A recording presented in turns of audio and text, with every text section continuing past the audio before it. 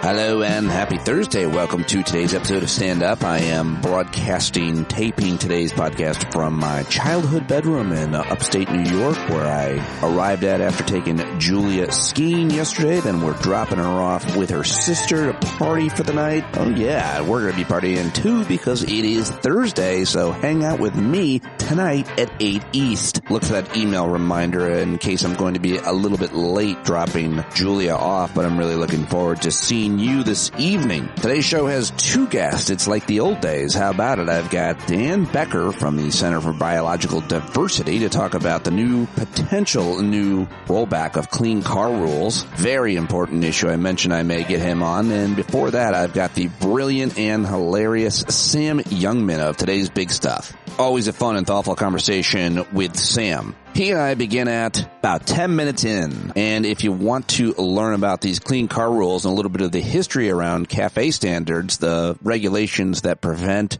tailpipe pollution, then you can skip up to 32 minutes where my conversation with Dan Becker begins. But I do have your headlines, so let's get to it. Well, here it is, that big headline yesterday. The Biden administration sent out emails to more than 150,000 people announcing at least some of their student debt would be forgiven. Their student loan debt would be forgiven. Imagine if you got one of those emails, how big news that would be. The move, which canceled $1.2 billion in debt, the latest efforts from the Biden administration to offer debt relief to people who had borrowed way too much money, more than they can afford, in such an unfair, rigged system. The Supreme Court blocked that ability last year, but the $1.2 billion student debt was somehow still granted. Yesterday, Education Secretary Miguel Cardona told reporters that the forgiveness will happen automatically and brings the total amount of student debt canceled by the Biden administration to nearly $138 billion for nearly 3.9 million borrowers. Progressive activist Democrats have pleaded for the Biden administration to highlight the success in relieving student debt and galvanize crucial constituencies, including young voters and black borrowers who disproportionately shoulder student loan debt. We'll see if that message gets to them. So check your email if you applied for student loan debt relief.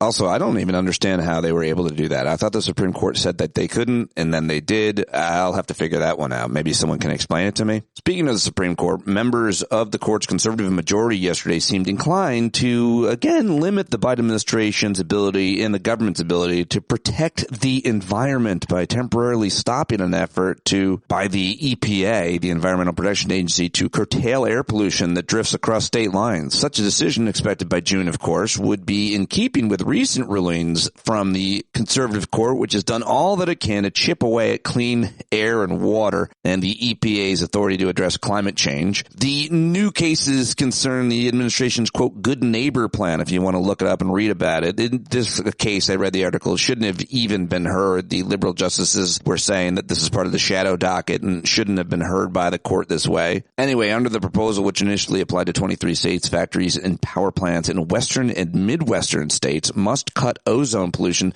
that drifts into eastern states. How about that? It's like right-wing pollution literally getting into the Northeast liberal elite, air and lungs. The justices appear to be divided along familiar lines on whether to block the plan, which directs states to take measures meant to reduce emissions that cause smog and are linked to asthma, lung disease, and premature death. They're literally killing us! Okay, moving on. With 3 days until the South Carolina primary, Nikki Haley dismissed any speculation about her motives for staying in the race. Let's go to Texas, where a Catholic nonprofit that operates several shelters in El Paso sued the Attorney General's office earlier this month to delay the release of records after the state agency demanded the immediate release of extensive documentation about the immigrant clients that it serves along the border. The fight continues in the courts, and I'm happy to see this Catholic religious nonprofit, because churches and religious institutions have for a long time been advocates of immigration. It's only recently that these right-wing gun-toting churches have also declared America closed for immigrants, but most major institutions are still advocating for immigration and refugee resettlement. Yesterday, President Biden called Donald Trump's recent remarks at NATO dangerous, and he questioned the former president's failure not to hold Russian President Vladimir Putin responsible for the death of opposition leader Alexei Navalny. And at the same time, Republican efforts to impeach President Biden are falling apart because their top witness that so much was of their case, if not all of their case, was depending on, well, turns out he lied, he's been arrested, and he was working for the Russians. Biggest story of the week for sure, in my opinion. But Sean Hannity's big question on his show was, is it sawdust or cocaine? I don't know what that story is about. I'm not even going to look at it, but Hunter Biden, apparently there's a picture, sawdust or cocaine. I don't know.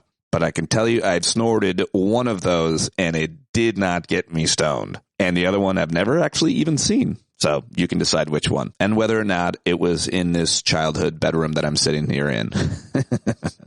There are some indications of movement for a new hostage deal outline after weeks of negotiations in the Middle East between Israelis and Hamas. And two more important stories that I saw that I wanted to mention. First of all, the state of Oregon is trying to abolish daylight savings time. And yesterday, the state Senate failed to advance a bill. Apparently, the measure isn't entirely dead, but I just thought it was interesting that Oregon is trying to abolish daylight savings time in most of the state and switch it to standard time for the entire year. This is the latest chapter in an effort by states to settle on whether clocks need to fall back or spring forward at all. Lawmakers in Oregon's neighboring states have proposed similar bills. In Idaho this week, a bill was introduced to get rid of daylight saving time, and there's a similar bill in front of California's Assembly. In Washington state, a bill to abolish daylight saving time and return to permanent standard time failed last month. Daylight saving time, of course, has long been a matter of debate. Why do we change the clocks in the first place? Apparently the main idea, by the way, was to move an hour of sunlight from the early morning to the evening so that people can make more use of daylight. But that idea, I think, came when people were still using candles to write with a quill. Well, another argument in favor of the clock change, according to some, is that having sunlight later in the day can save energy costs, and it's good for after-school sports, but there's been conflicting studies about whether it actually does save energy costs, and people don't seem to be fans of it either. According to polls over the years, most Americans don't like changing the clocks twice a year, and the days after the switch can be turbulent time for public health. Daylight saving time still has some supporters. Who are you? Come out and show yourselves. I think they're capitalists who just want to sell more shit, but you tell me. And finally, a good news story. With her single Texas Hold'em, Beyonce has become the first black woman to top Billboard's country music chart. Beyonce did a country music song, and it's now number one. Deal with it. All right, those are your headlines for today, and unfortunately I'm not going to be able to get to my sound clips because I am out of time here in my childhood bedroom, but I will see you tonight. We will watch them together at the Hangout. Looking forward to that. 8 p.m. Be there, patreon.com/PeteDominic. If you've never been there, if you're not getting the email with the link to the Hangout, then email me right now, standupwithpete@gmail.com, and I'll make sure you get that link. If you'd like to join us at the Hangout and sample it one time, it's a lot of fun. We could talk about that. Who are you? Who are you lurkers? Join us. It's always fun. Lots of laughs, lots of thoughtful conversation. That's tonight at 8 p.m. East if you're listening on Thursday, the 22nd. Also, on tomorrow's show, I'm scheduled to have Pulitzer Prize-winning author Steve Cole. His new book, So Important, just out. It's called The Achilles Trap, Saddam Hussein, the CIA, and the Origins of America's Invasion of Iraq. So important.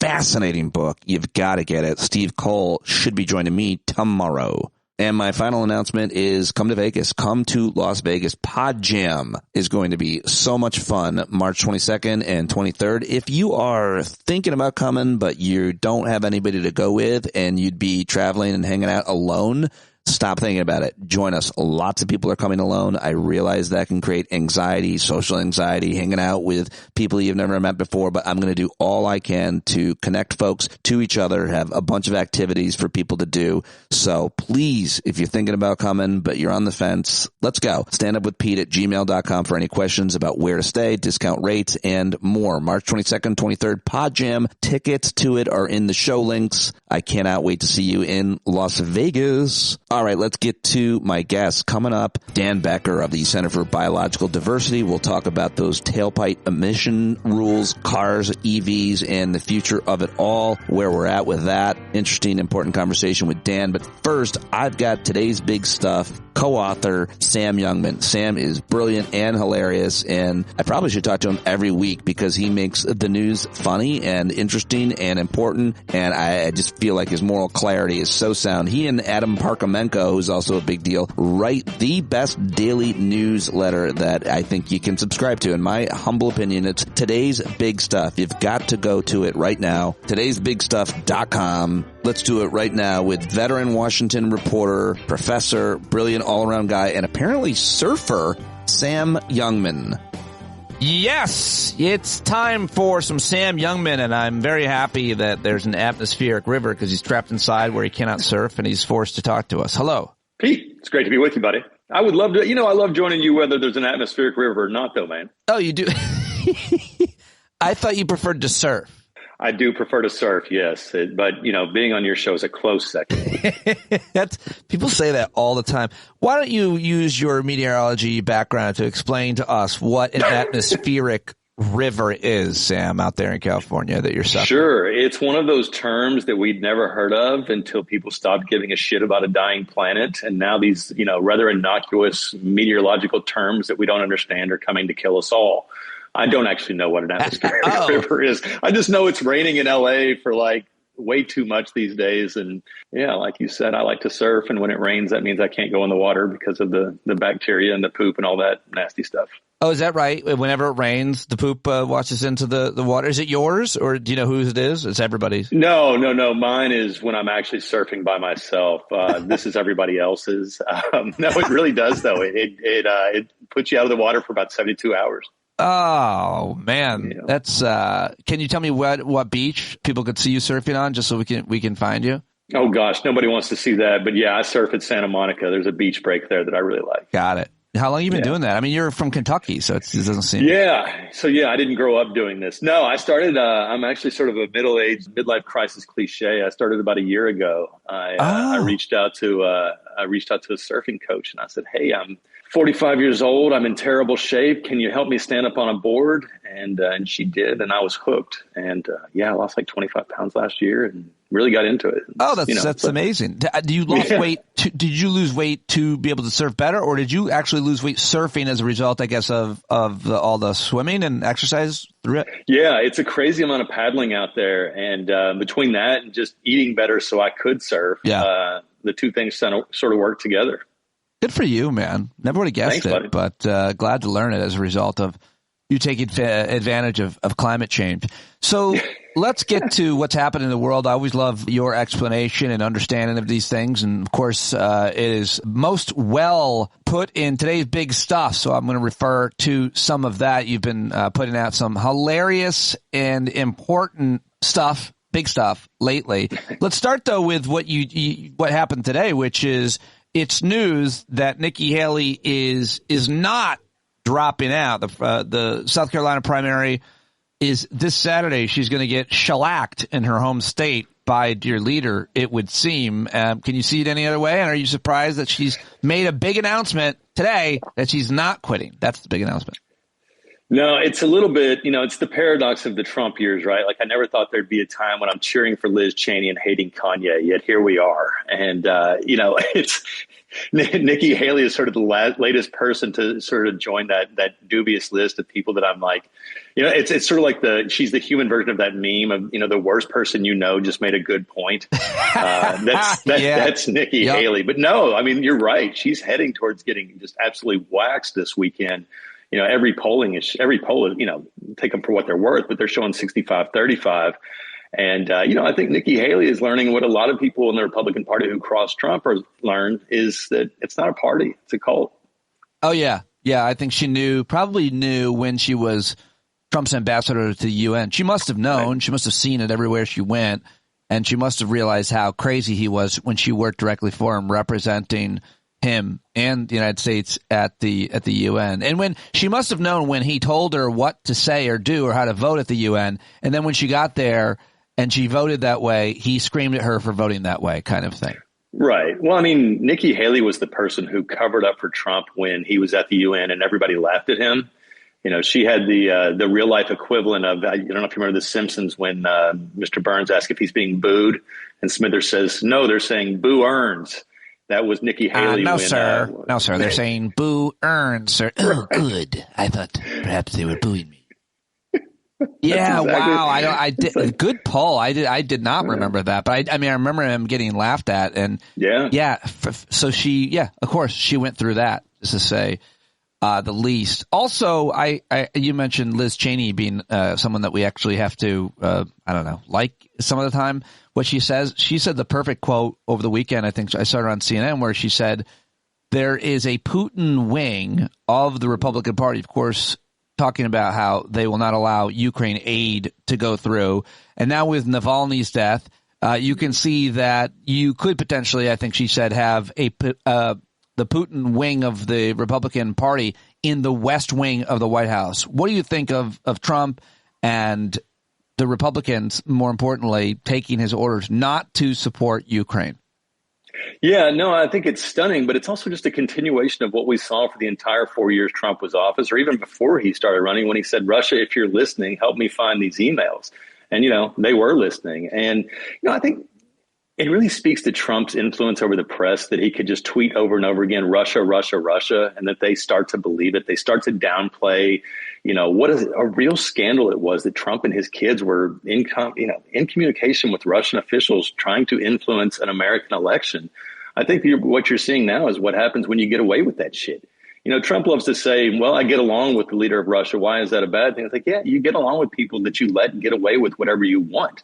The American people used to stand up for what was right. And, calling out a Russian dictator, a former KGB agent, for killing his opposition used to be the kind of thing that united Americans in opposition. Now there are quite a few people saying, hey, it's not so bad. Trump is comparing himself to Navalny. Oh, yeah, that was my first thought, too. Yeah. No, if Trump was like Navalny, he'd be in prison, right? He'd be freezing his orange ass off in an Arctic prison, right? But he's not. Oh, God. He's not. He's got plenty of time to fly from the golf course to the courtroom and back to the golf course and occasionally on the campaign trail and sell his ugly ass, fugly sneakers in Philadelphia. If Trump wants to live like Navalny did for a little while, okay, that's fine. Let's meet back here in a year and we'll discuss that comparison. Well said. Yeah, I would love to see him in an Arctic. But now, what do you think of those sneakers? The J6ers, we're calling? Oh, I got a pair. No. Can you imagine? I think I'd rather go barefoot. I know, seriously, in the snow. In an outhouse in the snow, yes. I wonder what they go for. I mean, they retail for $3.99, but I bet you could upsell them if you did get a pair and then sell them for twice that and donate it to the Biden reelection campaign. Oh, I like that. Remember when those dipshits were burning their Nikes and some of them were forgetting to take them off first? I guess now they finally got shoes they can put on. Oh, God. I think I missed that one. But what was that for? Why were they burning Nikes? I'm trying to remember what it was. It was probably Colin Kaepernick or something. Right. Showed support for black people and the right, which is totally not racist, couldn't handle it. But no, I tell you, I was laughing over the weekend, all the comparisons between, the Trumpers who keep telling us how bad the economy is, but they've also got $400 to spend on the fuggliest shoes you've ever seen in your life. And I think it was Mark Agee who said that he tried to play basketball in those shoes, but all he could do was draw charges. Well done. Oh, I heard some good jokes. That's a good one. That's a real good one. It's weird that his people let him go to that thing, Sneaker Con, because normally they protect him. He really got booed. You could see how uncomfortable he was to be in the. It's surprising he doesn't get booed more often sometimes, but he's usually kept safe in a bubble. But he really got yelled at. He's like, "Oh, look at these people are emotional, very emotional." Makes you feel better, right? Like you start to see all these Trump fans outside of Mar-a-Lago, or the people sinking their boats for him. You start to think, gosh, has everybody lost their mind? It's nice to know that there are so many people out there like us who are just itching for a chance to boo this motherfucker if they get the chance. What do you think of Jon Stewart's return? You mentioned that in the newsletter. Happy? Yeah. Happy? I mean, I don't love the both sides bullshit any more than, I think most lefties do. Look, I wish there was a time when we could just say a pox on both their houses. I wish we could debate tax policy, and I wish we could just throw up our hands and say both these candidates are bad. But you know what? One of these candidates has got 91 felonies, has been found by a jury to be a rapist, and who also launched a violent attack on the United States Capitol. The other one happens to be the best jobs president of my lifetime. So, you can say, hey, they're both the same, but you lose a lot of credibility in my book when you do. more and more people, including most prominently potentially Ezra Klein, coming out and say Joe Biden's got to go. He's got to quit. I believe you said in the newsletter, as of now, still supporting Joe Biden for president, but it seems like each week that passes, someone more prominent and respectable, say on the left, like an Ezra Klein, who's gotten beaten up pretty good, but a lot of, I don't know, people I respect are kind of split on it right now. And what do you think? Is it a tough call? It's not a tough call to me because nobody has laid out the magical blueprint for me about how you get to a party unifying replacement. Democrats are really good at tearing themselves apart. Yeah. Look at the 2008 campaign that went to, 57 states and territories. And still, there were so many hurt feelings at that convention. Look at 2016. There are a lot of Bernie supporters who are still furious all these years later. So, yeah, I don't know. If you want to replace Joe Biden, tell me how you're going to do that. Tell me who's going to step up and take that place and do so in a way that doesn't disenfranchise the people who've already voted for him.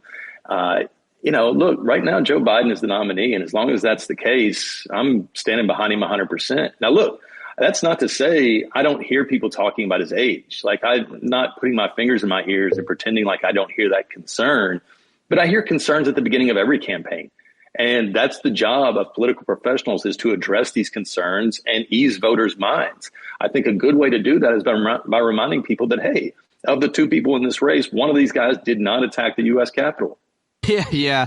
And I think that first point that you just mentioned, I saw somebody analyzing it. It would be like 68's convention, which was also, by the way, in Chicago, as it will be this year. And it would really potentially rip apart the party, because you'd have the more progressive contingent, you'd have the pro-Gaza, anti-Israel contingent, you'd have the Medicare for all people, the climate people, immigration, and all those issues would really divide progressives, Democrats, period, over whoever the candidate would be, and thus tear apart the party, which is exactly what you said first. So I think that's likely. That would be the most likely scenario. I don't know. I can't see it any other way, given the state of the party and the country. No, there are absolutely real bitter divisions within the Democratic Party. And I think if you look at what unites us these days, it's one, that we like democracy. Two, we don't like Donald Trump. And three, we think women should have basic human rights. And as long as we have a candidate who can unite us around those three basic things, which I think Joe Biden is, then I think he's our guy. But, look, if you want to replace Joe Biden, awesome. Show me what the plan is. Show me how you do it without destroying everything in the process. Don't just tell me, hey, he's old and I'm nervous. Yeah, we're Democrats. We're always fucking nervous. Love it. I also really enjoyed, and you included this in the newsletter, as you always do, a lot of really good articles. A lot of people paying attention to this piece in Politico, something we can't always say, but about that Trump's second term. And his intent to make this a Christian nationalist country.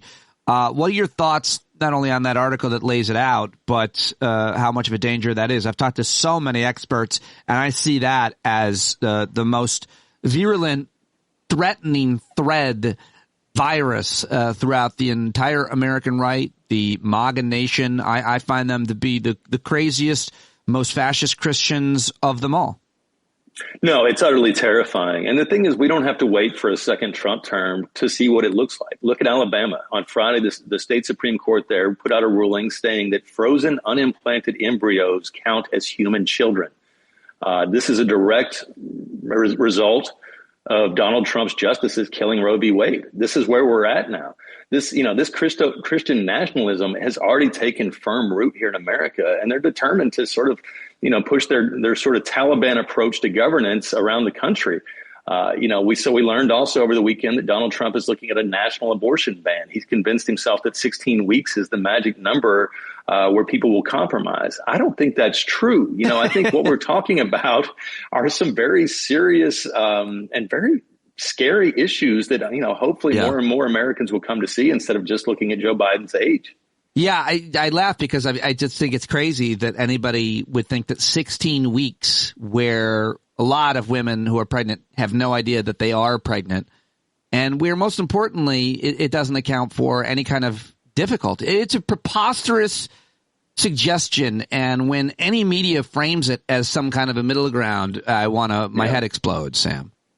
Yeah, no, mine too. But it's also a matter of trust, right? Like, why would anybody trust Donald Trump on this issue after he's the person that destroyed Roe? Donald Trump is the reason people like Kate Cox have to flee from Texas, right? I mean, the idea that this guy is suddenly going to come up with a plan that's going to solve all of our abortion fighting, I'm sure he'll do that right after he comes up with his health care plan. Remember, we were going to do that every 2 weeks and when he was in office. So I don't know. I think there's a certain amount of gullibility, here where we pretend like he's coming up with a real policy when the reality is he knows it's a political liability. He knows that abortion on the ballot has won every single place it's been since Roe v. Wade was overturned. And he knows that this is going to kill him. He knows it's killing him with women voters. So, yeah, I think he's trying to look for a soft landing, and he's got friends in the media who will help him do that.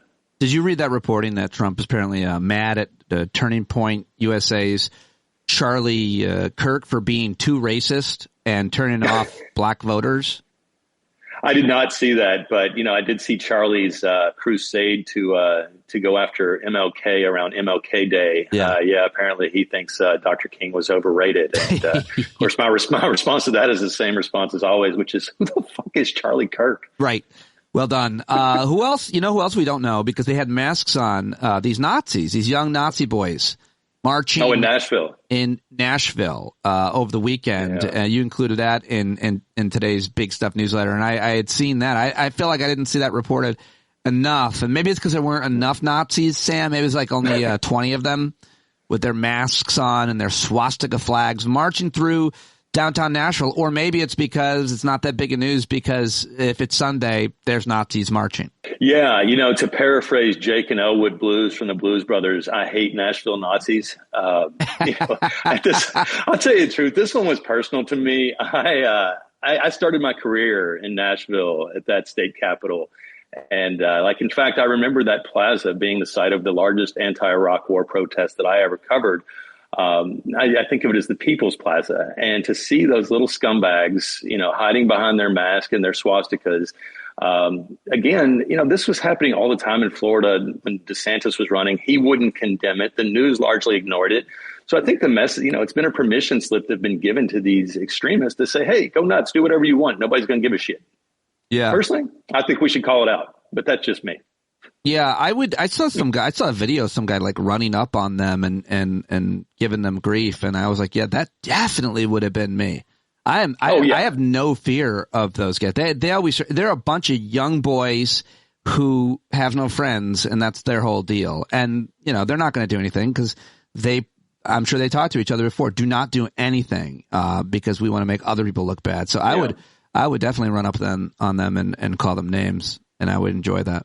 That would be my favorite thing. Well, I'd say two things to that. One, I don't think you're alone. I think there are lots of Americans who do stand up and speak out when they see this heinous shit. And the other thing I would say is this. I know you would run up on them because just recently you were at the school board meeting.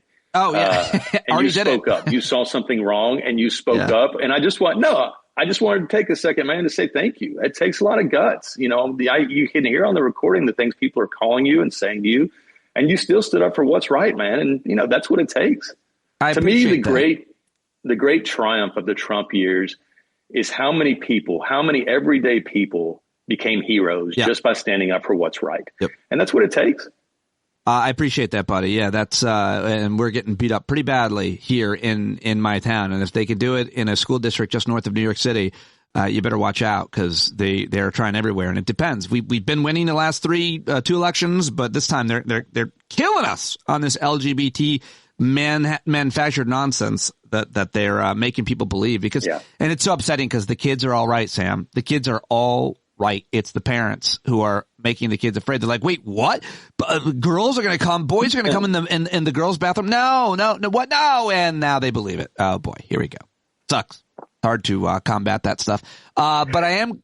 No, I was just going to say, it's amazing how many adults never stop being bullies and never stop bullying kids. It's, I don't know. I'm glad for people like you who stand up to them. Exactly what it is. Yeah.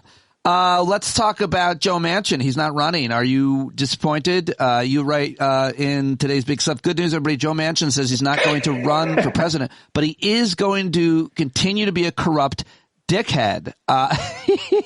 Perfect. Joe Manchin. Well said. Anything to add? Yeah, I know it'll surprise you. I'm not a Joe Manchin fan. No, look, he's playing games. He's talking about Donald Trump being an existential threat. And then they ask if he wants to endorse Joe Biden and he wants to play coy. Look, the truth of the matter is Joe Manchin is a career politician who's been lining his pockets with coal money and who took away the child tax credit from hundreds of thousands of kids because he said their parents would spend it on drugs. He's not a good person. I don't know why he's always treated as some sort of voice of centrist reason when he really just seems like a bad dude. Yeah, really well said. I don't know how you remember all these tidbits about these different people and what they did and where they voted, but it's a really important. You're a national treasure, Sam Youngman, because of your memory is must torture you being able to remember all these terrible things that happened. Let me ask you finally just about. Yeah, it's an absolute nightmare. You don't want to get inside my head for even 30 seconds. No, I think I do. And then I want to run out because I just want the good stuff. What are your thoughts on the judgment for Donald Trump, the $500 million? Well, I thought about it and I've decided I'm not going to help him pay it. Despite all the endless fundraising pleas to help that crooked son of a bitch pay his lawyers and his legal fees, I've decided, no, I'd rather spend my money on food and shelter. So, sorry, Donnie, but you're on your own there. Look, is this news that the Trump Airlines, the Trump Steaks, the Trump University guy is a fraud? No, it's not news. He's always been a fraud. It's his most defining characteristic aside from that orange hue. I think, look, the Piper, the bill is finally coming due. It's just long overdue. Well said. Perfectly said. As always. A tight 20 from the great Sam Youngman. So good. Go subscribe to the newsletter because if you think this is good, it's even better because he has even more time to think about what he's going to say when he writes it down. We love you. We appreciate you. And we hope everybody subscribes and supports your work that you and Adam do on today's big stuff. Sam Youngman, again, much appreciated, my friend. Pete, I love doing the show, man. Thank you so much for having me on. Always a good time. And thanks again for standing up for what's right, buddy. You got it, bud. Thank you. All right, there he goes, Sam Youngman. How about it? Isn't he great? Isn't he awesome? Love having him on. Now I want to turn to my second guest on today's show. I mentioned earlier this week headlines that the Biden administration is slowing the shift to electric vehicles because they're facing pressure from the automakers themselves and all the lobbyists that represent them, as well as the United Auto Workers, because they are worried about jobs and whether or not there are going to be as many jobs for EVs as there are for the combustion engine. The EPA is now saying they may delay tailpipe emission rules aimed at speeding the EV transition. And well, frankly, that caused me some concern. I understand there are a lot of stakeholders. I understand this is a huge deal, but the planet is too. And climate crisis is something I think about each and every day and look for news stories on, which is why I wanted to try to unpack this one a little more with an expert. And just a little background, the New York Times first reporting this, that the EPA mulling this change, which could mark a major election year concession to automakers and labor unions. It comes as President Biden walks a political tightrope by balancing two high-profile priorities, fighting climate change and championing labor rights. I talked about that with Dan in my conversation as well. During a contentious strike this year, United Auto Workers sounded the alarm that a rapid shift to EVs could come at the expense of well-paying jobs, says this story. In April, the EPA issued a proposed rule that called for EVs to account for 67% of all new passenger car and light-duty truck sales by 2032. Weeks later, the UAW president said they would be withholding their endorsement of President Biden's re-election campaign over concerns with the electric vehicle transition. So there is the rub. He has since endorsed him, I believe. In January, the EPA sent the final rule to the White House for interagency review, and soon after the UAW did endorse Biden. I'm reading that now. Well, joining me to talk about it all is the director of the Safe Climate Transport Campaign for the Center for Biological Diversity, an environmental group, urging the EPA not to delay the timeline for transitioning to EVs. He is a real smart guy who's been on the case for a long time, since working with Ralph Nader at the beginning of his career working on safe cars. Ladies and gentlemen, for the first time ever on Stand Up, the director of the Safe Climate Transport Campaign for the Center for Biological Diversity, it's Dan Becker. Dan Becker, an honor to have you here on Stand Up. I really appreciate you joining me to help us understand this issue. Delighted. I'm glad to be here. You've been working on clean cars for a really long time. Where did you start? What were the bookends at that point? Well, I started working on clean cars in about 1989 when I went to Sierra Club. But before that, in the late 70s, I had worked for Ralph Nader on safer cars. And so I hope that I'm continuing in the vein that he had headed me in. I think it's fair to say then that you really understand the automobile industry, the manufacturers, the players, the labor unions. You understand all the different interests, stakeholders in the industry, fair to say? The industry would dispute that, but I know something. Yeah, you're being modest. Yeah, exactly. But you've covered clean cars for a long time. So when do you think, what were the major breakthroughs? I feel like the Obama administration did some really good work given the politics of the era. What happened then? So President Obama really got it in a way that most other leaders have not. He actually came to us and invited us in to meet with him in the Senate before he was president and said, look, you guys keep fighting every couple of years. Why don't we create a ratchet that automatically tightens the rules as time goes on? That was a great idea, and we said, let's work together, and then he became president, and he called us back and he said, remember that ratchet? So that's what he implemented, and then he also got clever in dealing with these very slippery auto companies, and he said, look, we've negotiated, you guys have demanded certain changes, I've agreed, I've demanded things, and you've agreed. Let's sign letters of commitment in which you promise that you won't try to run these rules off the road. And they all signed them, and I actually have them. They're on the EPA website. And then on day 4 of the Trump administration, the auto companies and their lobbyists, but the CEOs as well, went trooping into the Roosevelt room in the White House and told President Trump, roll these suckers back. Right. Let's tear up the agreement we just signed. And he did. It took him a couple of years to do it, but he did. And in the meantime, we went back to California and said, look, you guys have the authority to set these standards if federal government standards are inadequate to protect the people and the health of the people in California. So why don't you adopt tougher rules? And then the auto companies went back to Trump and said, you see that California stuff? Roll that back too. Why don't you tear it up? And they tried. They didn't succeed, or it didn't succeed for long.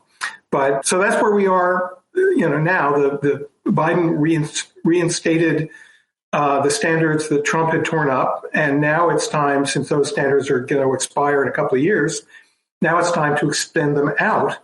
And, he just listened to what Mary Barra, CEO of General Motors, said when she said, we're going to make all GM vehicles electric by 2035. And he said, that's a great idea. Why don't we, get partway there by 2030, 2032, 67% EVs by 2032. That's what we'll do. And then all of a sudden, the auto companies that had said how excited they were about making EVs suddenly started to say, well, no, that's not really what we had in mind. Why don't we weaken these rules? They turned to their buddies in the oil industry, and the oil industry came riding to the rescue. Sure. The auto dealers who hate EVs because they don't make money on sales of the vehicle as much as they make money on repairs and maintenance. That's any vehicle, not the EVs. You're saying they don't make money on the sales of the vehicle. They don't make money on the sales of any vehicle. Of any vehicle. It's the maintenance that they make money on when you bring in your combustion engine car. But they're not as much maintenance as I know, having my second plug-in hybrid on EVs. That's right. And even less on pure EVs because they don't have a gasoline-powered engine, which a plug-in hybrid does. And so the dealers joined with this cabal of oil and auto, and they were putting enormous pressure on the president and on the administration to roll back the standards. And then what we know from the New York Times, which got the story leaked to them, presumably by somebody in the administration, they sent a weaker version than the 67% by 2032 rule to OMB, which has to bless everything before it gets issued. And so what's currently at OMB is evidently a slow ramp that would achieve something like 67%, but at a much slower pace. And with a cumulative pollutant like carbon dioxide, which builds up in the atmosphere and makes things worse, the more you emit sooner, the worse off we are. So what the administration is proposing in delaying these standards will mean more pollution, more gas guzzling, more money spent at the gas pump, more kids with asthma, and more global warming. that doesn't sound like a very good idea. It's sometimes it's hard for progressive-minded people like myself to understand all the different interests here. I'm a big supporter, obviously, of organized labor. I like to see what the UAW was able to accomplish in this recent strike. It was kind of historic to witness the leadership there. And yet it seems like they are pressuring the Biden administration and in a fight against environmentalists on EVs as well, because they are concerned about their jobs. Can you explain, or do I need to call up the union to ask their point of view? What role does organized labor play in the decisions that the automobile manufacturers are going to make in the future of what kind of engines they produce in their cars? Well, they're going to have some influence on what the auto companies do, but they're going to have a lot of influence on what the president does. Right. And what they're concerned about, and it's a reasonable concern to worry about, is that because electric vehicles don't have many moving parts, certainly not as many as a gasoline-powered engine, that there would be fewer workers required to make them. And there's something to that. It's not going to happen overnight. It may not happen at all because there are certainly plenty of moving parts and plenty of things to be done to manufacture an electric vehicle. I think the much bigger concern isn't how many workers it takes to make a vehicle, but how many of them are going to be American workers as opposed to, say, Chinese workers. And if the American manufacturers fail to effectively compete and make clean vehicles here, the Chinese will be ecstatic, happy to make them and sell them to us, just as in the 1970s and 80s, when the American manufacturers were making crappy cars that guzzled and polluted too much. The Japanese came in and they took 25% of the market, and they never gave it back. So right now, the Chinese are looking around and saying, well, there's a gap here between the need for EVs and the production of those EVs by auto manufacturers in other countries. So it's a great opportunity for Chinese workers and Chinese companies to fill the gap. And last year, a company that very few people in America, but I'll bet you, have heard of. BYD. BYD, you got it. Sold 3 million EVs and plug-in hybrids, mostly in China, but a lot in Europe. And they're opening up a plant in Mexico shortly to supply the U.S. market. So the threat is real. If the American manufacturers fail to make clean electric vehicles, the Chinese will do it, and Americans will buy them, and the profits and the jobs will go to China instead of staying here. Even if you look at all of the market dynamics, it would seem that if you are looking at the long game, even in the midterm, that it makes sense to, based on what you just said about foreign automakers, specifically the Chinese, invest in clean energy. Now, the future of EVs. Now, my understanding is most of the American manufacturers, even though I think, was it Chrysler, Stellantis? Which one of them was behind? Ford? One of the big three, or GM. GM was in the front of the big three. I bought the Volt in 2010, Dan. But, and then of course they killed it. But, where are they right now in terms of lobbying the administration or other policymakers on what kind of cars they want to make? Seeing the threat that you just said, the market threat of the Chinese, which I don't quite understand in terms of trade rules, why I can't buy a BYD right now. I wouldn't, but why I can't? Well, you can't because it's not imported. And once they're made in Mexico, I think they likely will be imported. There's a 25% tariff on Chinese vehicle imports, so that's that issue. But also, they're not choosing to invest in creating a marketplace in the United States when they can build it in Asia and Europe first, and more efficaciously, I think. Yeah. In terms of what the auto companies are lobbying for, they're lobbying for weaker rules. Mary Barra said everything's going to be an EV from General Motors in 2035. It reminds me of what St. Augustine said: "Lord, make me chaste, but not yet." It reminds me of what St. Augustine said, too. I was just going to say that. You take the words right out of my mouth. Well said. What about Ford and Chrysler / Stellantis? Stellantis doesn't really make very many EVs at all, and they'd rather not. They wish the whole thing would just go away. Ford does say they want to do it, and they made great predictions about how many Lightnings and Mach-E's they were going to make. and they've been cutting them back and backtracking ever since. This is an industry that loves to tell fibs, and it's really the Pinocchio industry that says one thing and then turns around a few weeks later and says, well, that joint agreement that we just signed at GM with Honda to make EVs, we just tore it up. And for, you know how many 100,000 Lightnings we were going to make? Forget about it. We're not going to do that. They can't manage to get off of the sugar high of short-term profits from gas guzzling vehicles. And one example is the Cadillac Escalade, one of the most enormous, egregious vehicles. Yep. It sells for something over $90,000 now. It comes from GM. And they make, according to the Detroit News, more than $30,000 pure profit on every one they make. Wow. It is therefore the most advertised vehicle in the United States.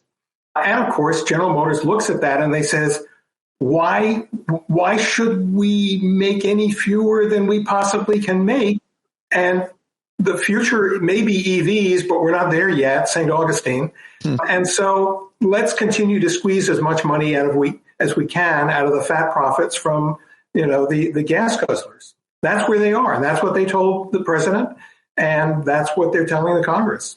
I like the new Escalades with the gun turret. By the way, that one's a hot seller. I wouldn't be surprised. So when you talk about government regulations, you understand this stuff really intimately. A lot of times we're told something, but then you find out, and you're one of the people who lets us know where the loopholes are, where you can get around these laws that seemingly are new regulations that the automobile manufacturers have to agree to, not only at the federal level, but as you mentioned in California, at the state level. So even the Biden administration and the new legislation that they passed and their commitments are not necessarily binding. They don't have that ratchet. Is that what you're telling us?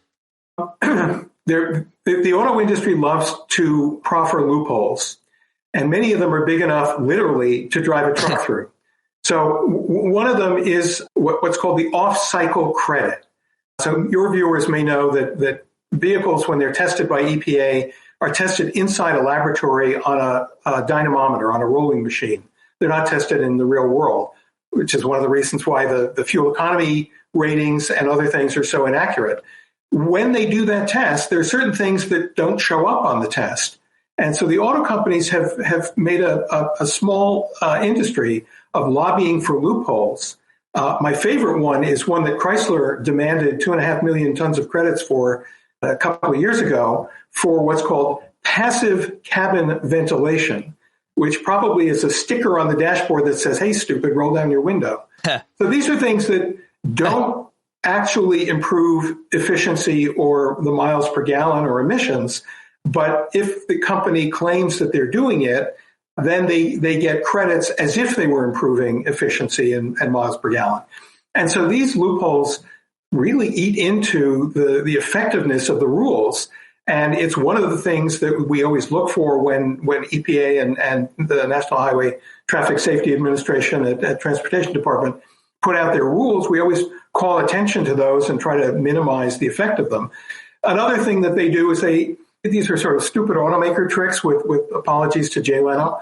The industry tries to delay a rule for as long as it possibly can and then try to run it off the road. So they did that with Obama. They said, we can't possibly do a 5-year rule. We need a longer time period till 2025.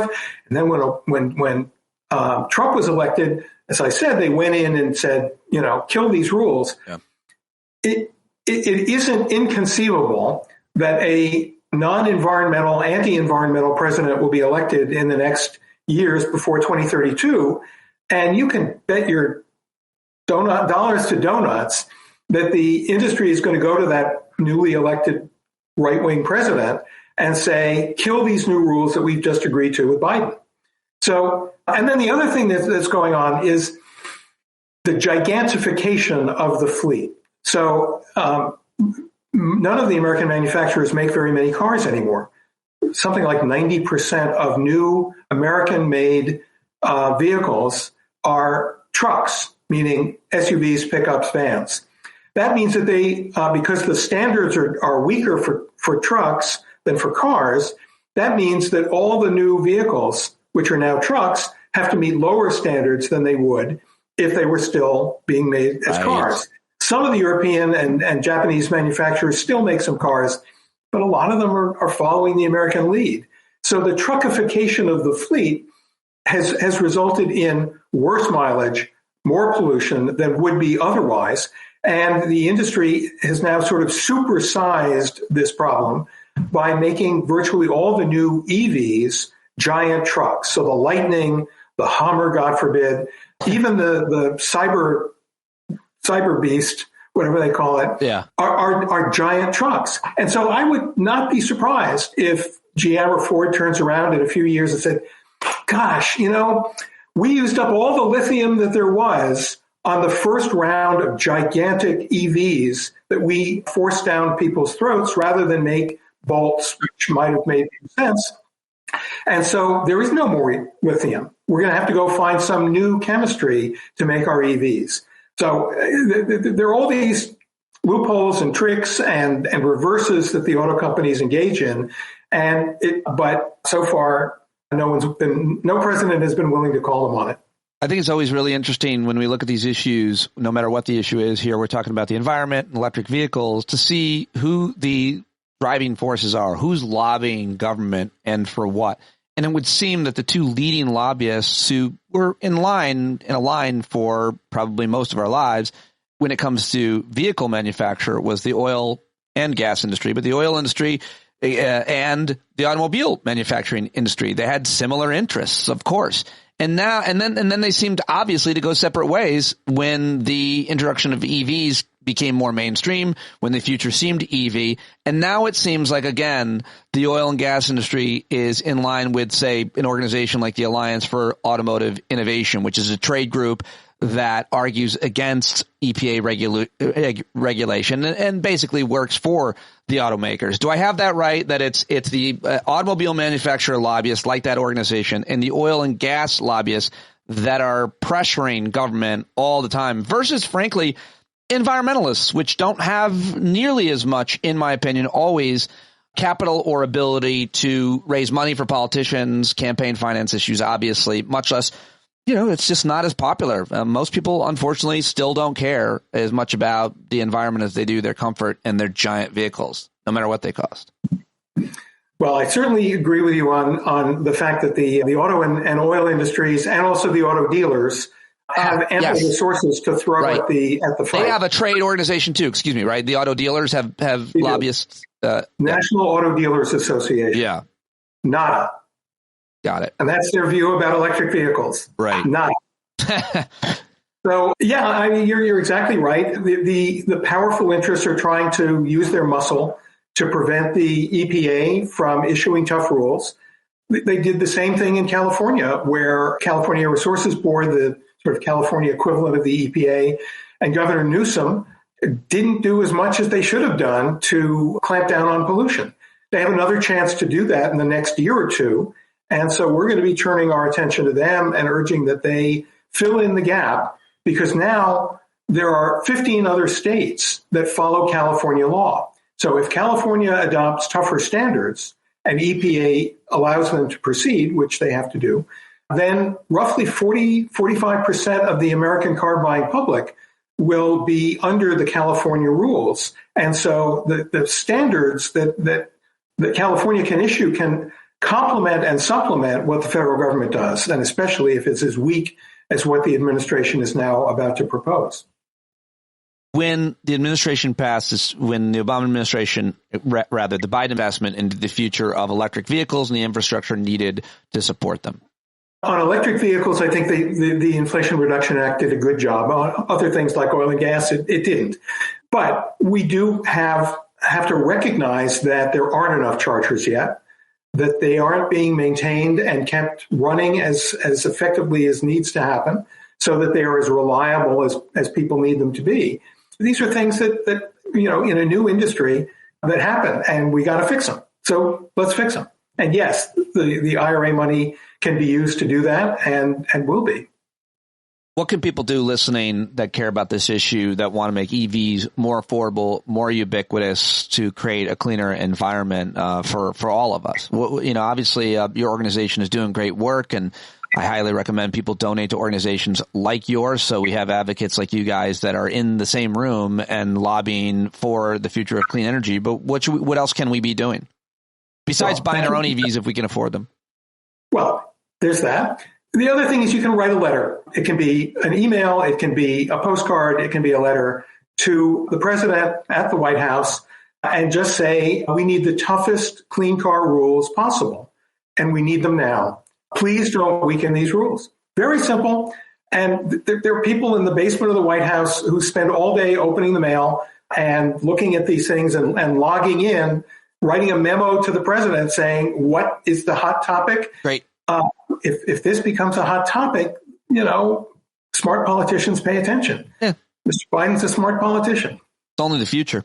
Last question for you is just this kind of, broader. You mentioned the gigantification, and I think people in America understand a lot about how addicted we are to these big trucks. Some people, SUVs, et cetera, obviously they're safer. They're safer if you're in them. They're just not safer if you're not in them. So in fact, they're a lot more dangerous for most people, right? I mean, but the data actually shows otherwise. The crash data shows that it's design and technology that provide safety and not mere weight or size. So, for example, a Chevy Volt, when I did the study a few years ago, and a Ford Expedition, if crashed into the same bridge abutment at the same speed, the occupants of the Chevy Volt would do better in that crash than the occupants of the Ford Expedition, because the technology in the Ford Expedition wasn't as good at protecting the passengers, the occupants, as in the Chevy Volt. And one of the issues is crumple zone. So when a vehicle collides with a solid object, I used to work for Ralph Nader. The vehicle needs to be designed to absorb and dissipate the impact of that collision so that it doesn't get transferred to the occupants.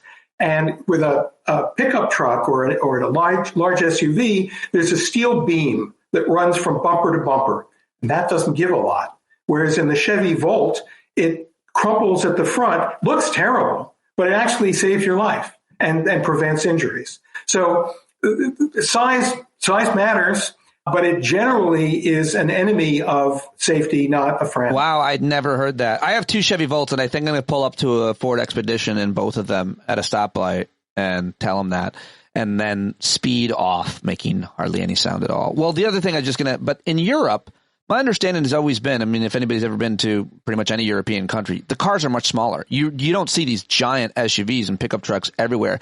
My understanding has always been, and I've said it a million times, so if you debunk this, I'll have to correct myself. But one of the reasons is because they don't subsidize the price of gas, or as they call it, petrol, in those countries. So you pay a lot more per gallon or liter in Europe, most European countries, than you do here. You can't afford to drive a big truck in Europe because you can't afford the gas, because it would be like hundreds of dollars to fill that up there. They don't subsidize the gas the way that American oil industries do through government subsidies. How much of that is true? I also see that they're putting penalties on people. I think I read in some European country for parking spots. If you want to park your big old truck here, you got to pay more than if you want to park your smaller car. There's all kinds of incentives or lack of incentives for you to drive larger cars in Europe. Is that right? It is, and definitely the gas price is a huge factor. And also the fact that many of the streets are narrow because these cities were built hundreds of years ago for carts rather than giant SUVs. Unfortunately, many of the American manufacturers and some of the European and Japanese ones are now trying to convince Europeans to buy the gas guzzlers that Americans buy. And they're doing the same stupid automaker tricks that they do here. And they fill them with expensive options so that they make a lot of money on them. And unfortunately, more and more people are buying them, not only in Europe, but in China too. Somebody at BMW told me that when they sell a BMW SUV in China, the buyer often shows up with cash. That's crazy. That's wild. But it's a much different situation, I suppose. Man, I'm so glad that I got to talk to you. I hope I get to talk to you about this in the future. You've been in the fight on this issue for a real long time and a great resource. Do you think am I less manly, the smaller car I have, in terms of masculinity? Would you weigh in on that, Dan? You don't have to, but I know you're with Remember the Joe Isuzu ads? Yes, it must have been 15 years ago, where very attractive women got out of a car and talked about how small the driver's attributes must be on that giant SUV. It worked. And then Joe Isuzu said, the industry is lying. So, yeah, there have been some good ads about that. Yeah, and a lot of bad. Ram tough. I got to find that ad and maybe tag it on today's podcast. Dan, thanks so much for your work, and thanks so much for joining me. Really appreciate you. Thank you for having me on. All right, there you go. Dan Becker from the Center for Biological Diversity, a great organization that you can support. They're a nonprofit. You can donate to them, and it's a tax write-off. So how about that? And thank you very much to Dan. Thank you very much to Sam Youngman. Thank you very much to you for listening to today's program all the way to the end, you bumblebees, you special, amazing VIP human beings. Thank you, thank you, thank you. Now off to interview Pulitzer Prize winning reporter, journalist Steve Cole, and then I will run Julia to college to be with her sister for the night. Tomorrow I will ski with both them and the old man, I hope. 3 generations on the mountain. Dad will be 80 this January, still on the skis. Amazing. Don't take 1 second for granted. You don't have to tell me. So hopefully that works out. And to see you tonight at the Hangout. How do we do it all? I don't know. Where does time go? I think I do know. Actually, I don't. I don't know what I'm talking about. Why am I still talking? Thanks for listening to today's show, and write a review on Spotify or iTunes. If you haven't, subscribe to YouTube as well as TikTok and Threads and all of the rest. Bye-bye. John Carroll taking us out.